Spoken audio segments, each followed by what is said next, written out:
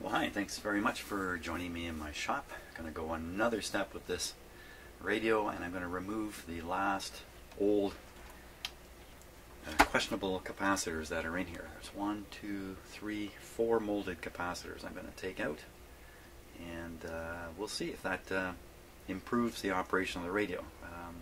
Basically, I think the output volume on shortwave is really hopefully something that'll improve. Don't know though.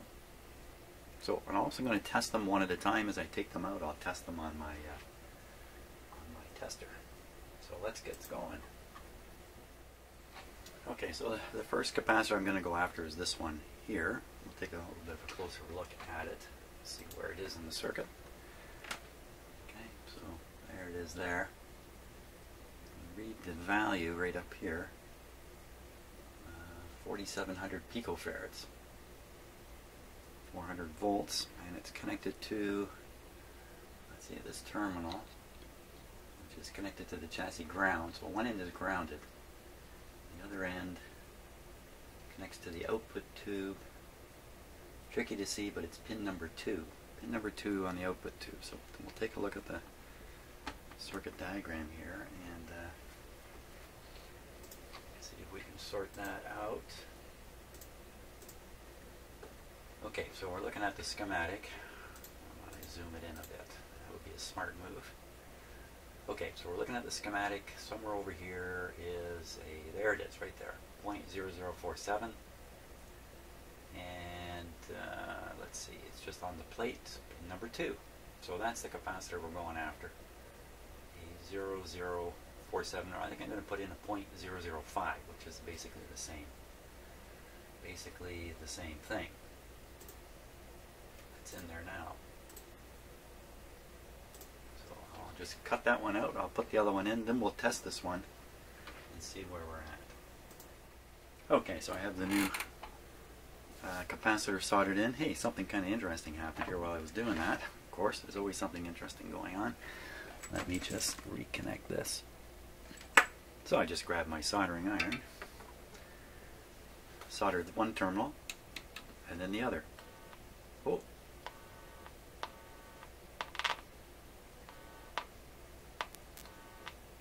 So just touching the terminal with my soldering iron. So I thought, what could be causing that? And right away I thought, well, I know that the tip of my soldering iron is grounded back to the power system in my house. So ground right through out the third prong into the green wire, if you like, in my home. So we thought, well, what else is connected here that's grounded? And it turns out my antenna connection, if I just disconnect it, there's no antenna connected. No sound. So I think that's from multiple grounding points in the radio. Some voltage between these grounding points, between my antenna and the ground point here. And the result is there's enough current flow through the speaker output transformer to generate a little bit of a sound. Kind of a little unsettling there when I first touched it and went, whoa, is this radio on? No, but now it's time to test the capacitor. Okay, let's take a good close look at it first, because I already did that and it's worth looking at. Just get a brighter light here. Okay, now these capacitors, they have a problem making a watertight seal right where the conductor comes through the shell. The more you bend this during installation, the more it opens up in here. This side was a little more interesting. Let's see if that shows up here on camera. Okay, let me just bear with me for a second while I change the focus on my camera here. Hang on. I have to get manual control over the focus here. Here we go.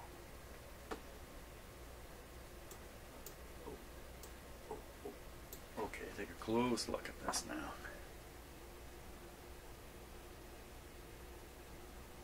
Okay, right there. Okay, so now you should be able to, up at around 11 o'clock, 10 o'clock, 11 o'clock, you should see a crack. almost certainly that crack goes right through the capacitor shell. And if it wasn't leaky for air and moisture before that crack, I'm sure it was afterwards. Now, did I crack that myself? I don't think so. I don't think I did when I took it out. There's no manufacturing name on here. So, okay, time to gamble. What does everybody say? You think it's going to be good or not? I got to fix the focus again here. So we're looking at the Magic Eye.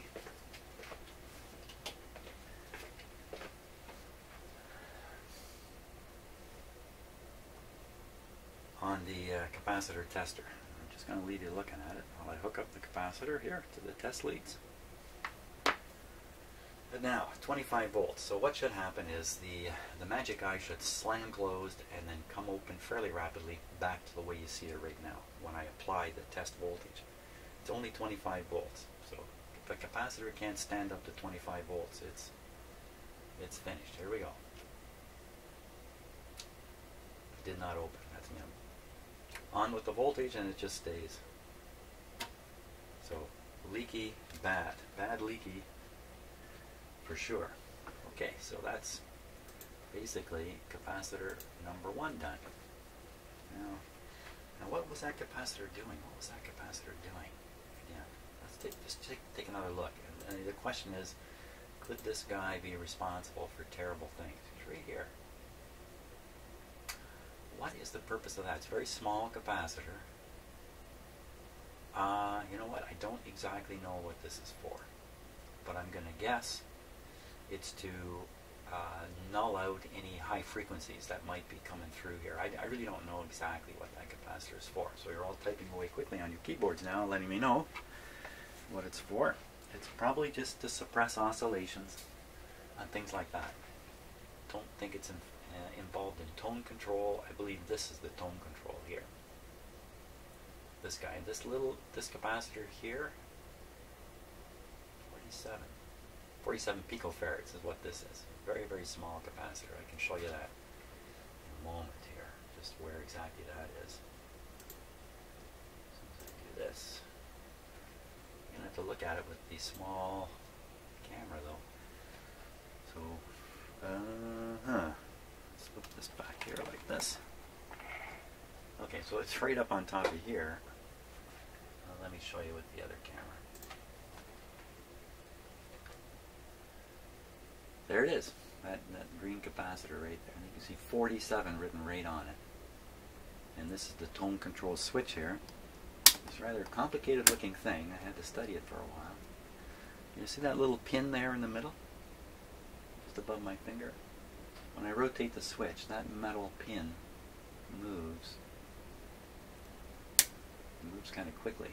We saw it that time. It moves over here and connects this spring-loaded contact to this one here. So it closes. This other side of this fancy-looking switch is not even used. It's this really fancy switch. Half of it not even used in the radio. So that's the tone control. This capacitor is probably good. I'm just going to leave it unless we do the other capacitors first and find out absolutely nothing has happened to improve the operation of the radio. Then I might be inclined to. So next guy we're going to go after now. Let's see, this one's buried under this one, so why don't we pull this guy out of the way and we'll go after this big one down here. Where's it connected? It looks like it's right on the one of the power wires. Lower one, which is the yellow one. The yellow incoming battery power wire. That's what it looks like, all right. And the yellow, it's not actually yellow, it's actually brown. Brown and yellow work together. Brown and yellow are the, oh, that's the battery. That's a battery, that's the supply, the heater supply. So this capacitor is, the big one is associated with the heater supply.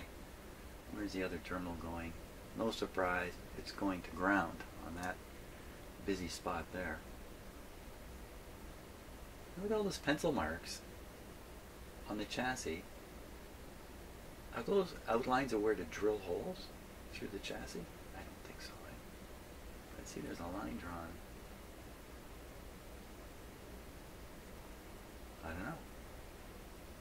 Who knows? You know, that little pencil line, that could have been, and that could be somebody explaining something to somebody else, like an old guy explaining to the new guy, making pencil marks down there. I have no idea. Good story though. I like to make up these stories. Always got to have some kind of story to explain everything. You want to be comfortable. You need to know why. We need to know the answer to why. Answer to the question why for everything we ever encounter. Okay, let's look at the schematic just before I carry on with the replacement process here. Because we know it has something to do with the heaters.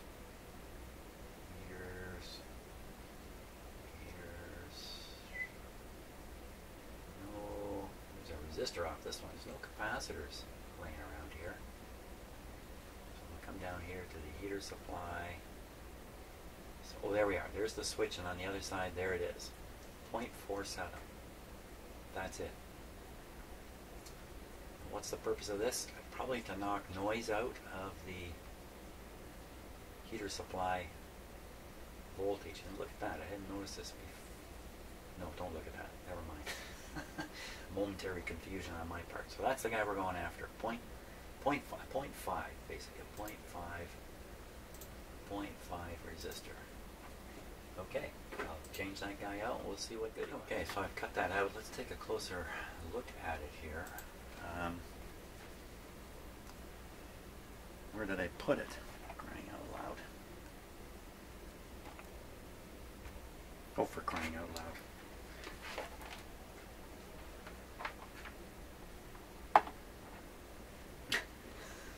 I've lost it. Okay, let's try that again. You know, it is black. It's easy to put something black down and kind of lose track of it. So here we are. Oh, what's that? Right, there's a hole in it. There's like a jab point or something, and a crack extending right through that hole. Look at that. You look at the ends. See, this end doesn't look too bad. Oh, yikes, what has happened there? What has happened to that? Okay, I'm just going to zoom this. I'm going to get a little closer look here.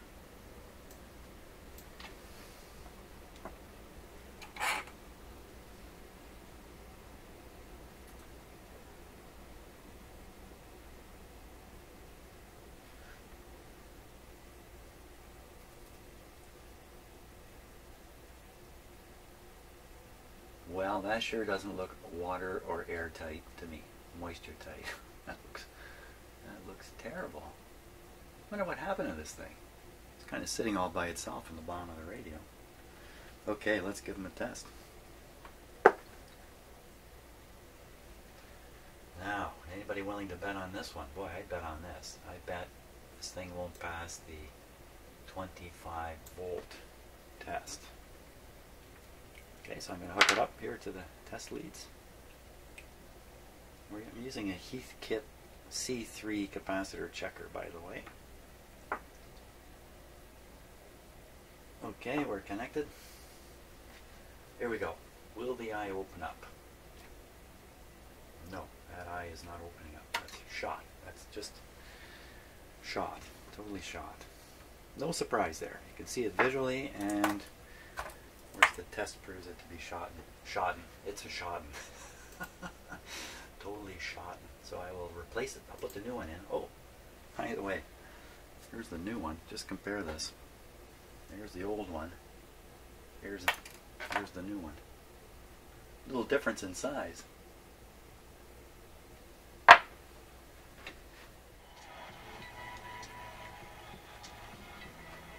community is not safe outside of downtown and outside of this convention, so I don't give a damn what he's talking about.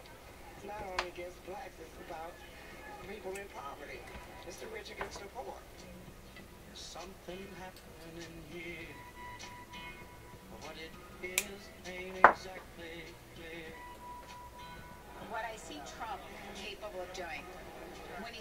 do something he doesn't.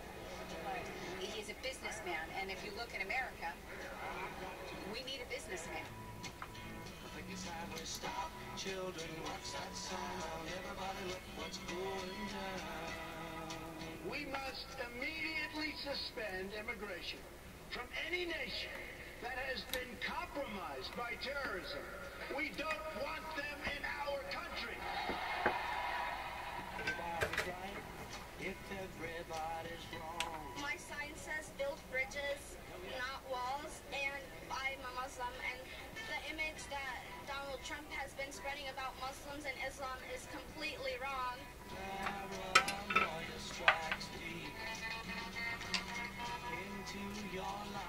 I'm just having fun and being here with my dad. What it is in America is we don't feel the need to have somebody else take care of us. We really are the do-it-yourself attitude. Guns are very old, they're not very complicated, and really, they're very safe, because as long as you're educated, you're not dangerous with the gun.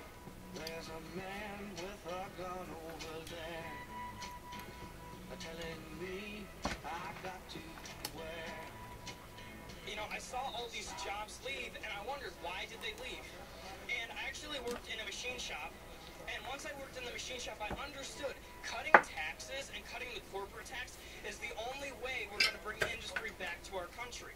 Big government has been the problem in this country. Young people speaking their minds are getting so much resistance. Get your Donald Trump whoopee cushion today. Make America toot again. And deflate the Donald once and for all. What's going on? Stop now. What's that sound? Everybody look what's going on. Stop. Michael Enright has been in Cleveland for the convention, and Michael, you have been to a lot of conventions that goes on. but this convention was billed as historic, unprecedented, and possibly very volatile or even violent. Did it live up to that billing? I never bought the argument that Cleveland was going to be a reprise of what happened in Chicago in August 1968. The environment was totally... Okay.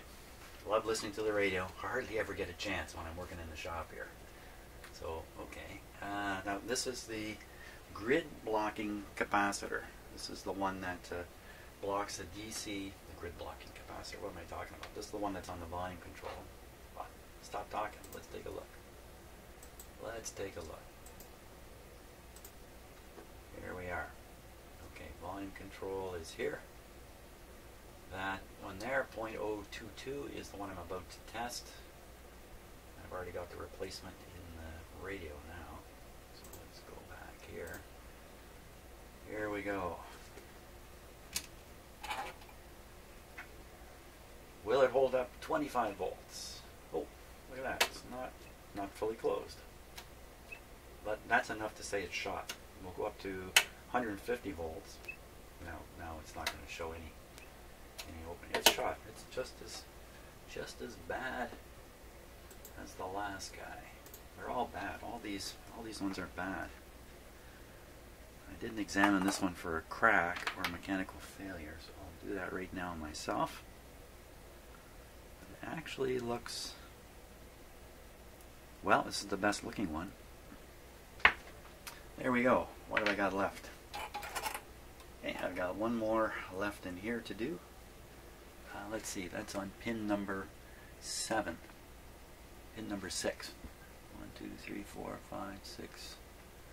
1, 2, 3.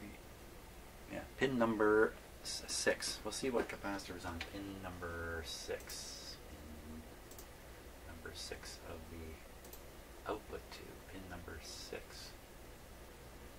Here it is here. Okay, so that's the blocking capacitor for the grid. Blocking DC, this not much DC, is 15 volts, but still blocking it. You know how leaky these guys are. This guy could easily be leaking onto this grid. Wait a minute now, this grid is biased through this voltage here. That's okay, that doesn't matter. If there is some leakage through here, then this -5 is going to start, it's not going to be -5, and this 1 megohm resistor is going to protect this down here. So you might still read -5 at this point, but it wouldn't be -5 up here. Okay, let's get him out and see how he tests. Will it be any good? I'm ready to lay odds already. A church called the Olivet Institutional Baptist Church.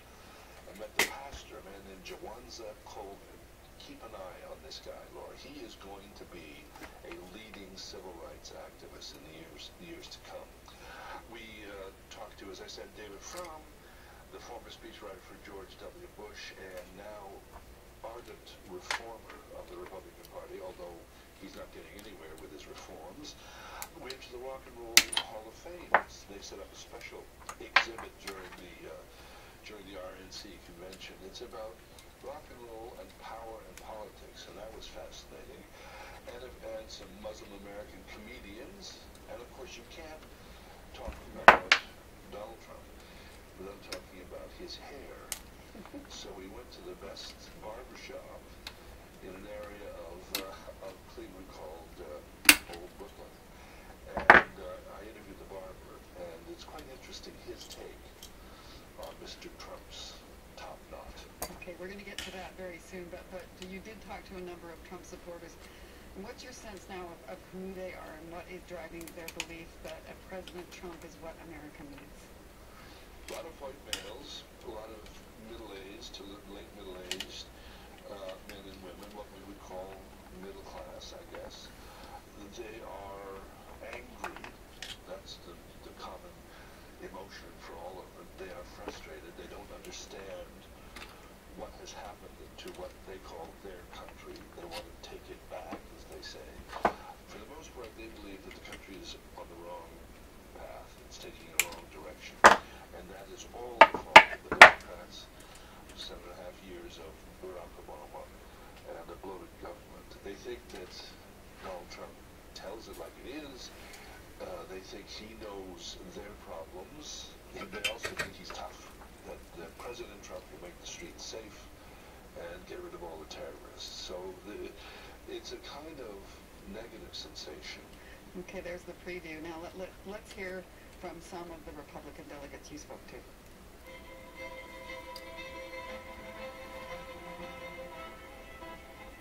Now that Trump has the nomination, I think you'll begin to see all those folks who wanted someone else to be the Republican nominee. I think they will see the wisdom of getting behind Mr. Trump and getting him elected. Congressman, is Mr. Trump equipped either in terms of experience or personality to work with people across the aisle with consensus, break the gridlock? I would argue yes. You don't do a business deal in which you get 100% of what you want. That's not how business works. You try to get to a yes on everybody, and that's his background. And I would anticipate that he'll do a pretty good job of trying to bring the extremes to the middle to get things done that benefit this country. I'm a Republican because I believe in the platform. I believe in smaller government, less taxes, freedom of choice. No, I am not a Trump supporter. I do not believe that he is truly a conservative Republican. I do not believe he believes in the Republican platform.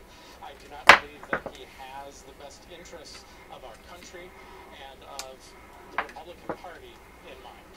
Why am I Republican? That's easy. The Republican Party is very much in line with my conservative values, pro-life, less government, less taxes. So the racial relations in Alabama have grown so close. We just come together over the last 50 years, but I will tell you, over the last 8 years of this administration, the racial issues are dividing us again because of Barack Obama. He's frontline on every issue, in any shooting, anything. He comes out, and it's always a racial issue. It's always the black cops with the black, and that's just not true. It's not true in our country. I'm a conservative Republican. That's just the best way to describe it. We have a president of the United States who has taken executive privilege to a new level. He's made laws over and above his ability and his power. He had a veto-proof legislature. He appointed justices who have written laws from the bench. He has just really made a more divisive country. I heard a commentator last night saying the racial tension that we have in the United States is even worse now instead of better than it was 8 years ago. And I believe that. I think it's gotten worse because he's made the racial tension he's made it an issue. And when you make racism an issue, the black population gets upset, the white population population gets upset, and the division is even greater. Better to ignore it. That it's important, especially as a mom, to protect those you love. As Americans, we are vulnerable. Okay, let's talk about people coming into the States legally versus illegally. When you talk to somebody who came in legally, they're so proud of the process. They're so proud that they earned it. And when you look at people coming in illegally, there's an entitlement that's happened now. Like, I deserve to be able to just come into America just because. And then I'm going to tell you how you should run your country. Well, I wouldn't let anybody come into my home uninvited and tell me how to run my home. When Donald Trump made the comment of, you know, illegal immigrants are rapists, and it was taken out of context. The context of it was 1/3 of the people in jail right now in the United States of America are illegal immigrants. As a president, I believe Donald Trump is smart enough that he will put the right people around him in the key situations. I kind of think he could be capable of being like, my hero is Abraham Lincoln. There it is. And if he's really brilliant, and I can't speak for him because I'm not in the inner circle, he would put a team of rivals around him. Because I think that's what made Abraham Lincoln great. So first of all, I would classify myself as an independent. I believe that I am fiscally conservative and socially responsible. I've been with the same company for 34 years. Hair trigger on this setting. At minimum wage and worked my way up, and presently I'm a chief operating officer of the same company 34 years later. Where it's gotten worse is I think I'm more afraid of outside events, terrorism and things that never crossed my mind before. I think we should always accept people from all over. We're all immigrants here. It's been a melting pot, but I think it should be done properly. And there's many people that are of foreign nationality that work for our company, and I listened to how they got into this country, and they had to go through a lot of steps to do that, and I believe in that. And I believe achievement is whether you're black, white, male, female, Muslim, Jewish, whatever, the bar is the same. Just want to get this to 1.5 or 1.45. Those were some delegates and Trump supporters at the Republican National Convention in Cleveland. And Michael, one issue that you pointed to already, it's always, excuse me, top of mind concerning Donald Trump, is that thing on his head. So you consulted. What do you think it is? Okay, we don't need to hear about Donald Trump's hair. That's not important. I'm letting that play because A, I want to hear what's being said. This is the CBC. And half of you watching this video are from the United States, and give you a chance to hear what is said up here in Canada, in case you are in any way interested, which you may not be. Okay, yeah, I think we're ready to test this radio. I was setting the filament voltage here very carefully with the radio switched off. Now we got to get our high voltage happening here.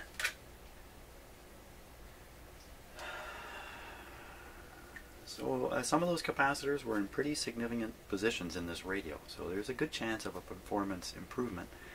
Not so much on the reception side, but more so on the audio side, volume, tone, stuff like that.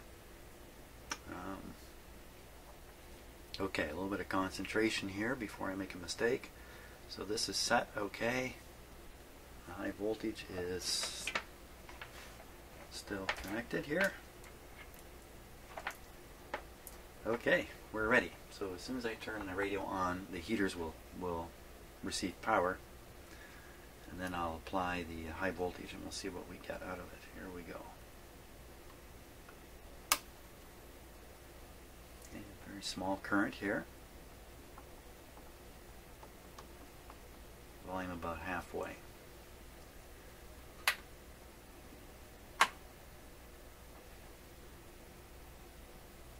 Okay, and we'll start cranking up the voltage here.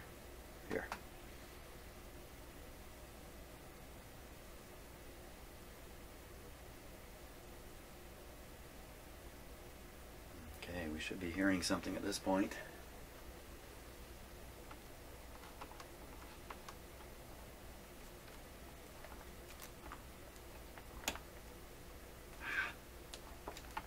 There we go, not a sound. Hey, suddenly we're shoved back to square one.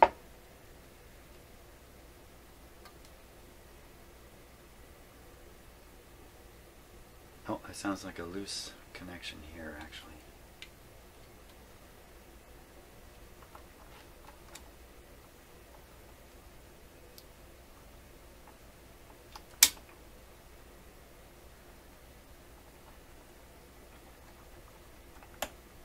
Not a sound. God darn it. Oh. There we go.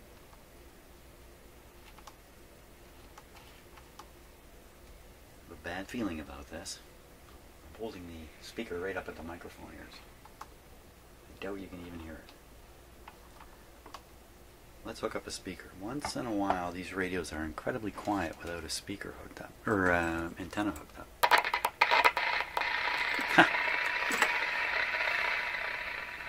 Once in a while, like this time. Okay, that's a little better. Yeah, we do have.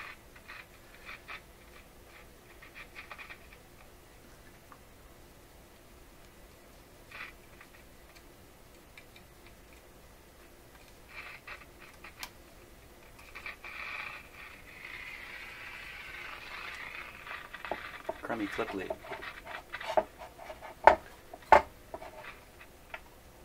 Come on.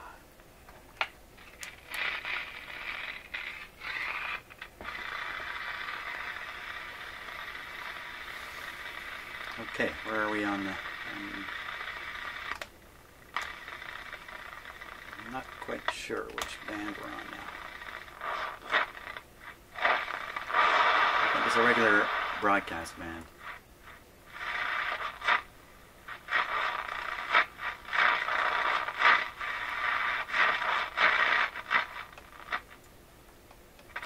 Let's try the short wave, which should be the other extreme here.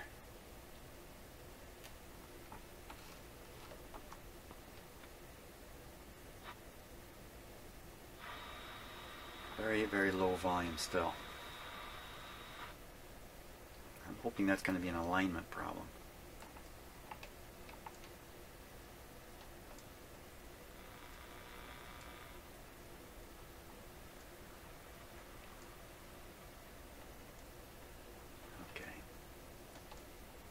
Well, we may not pick anything up, but I'm not going to worry about that right now, because the next stage is going to be to align this radio and see if we can't get a performance boost out of that. So before I take that on, though, I'm going to want to read up very carefully in the instructions on how to do it and identify all the different items that need to be adjusted, capacitors here, coils here, sort of get myself prepared to undertake it. So hopefully, though, that's going to raise the output of this radio. That's definitely the next step at this point. Hey, thanks for watching. And slowly, slowly, step by step, the radio's coming to life.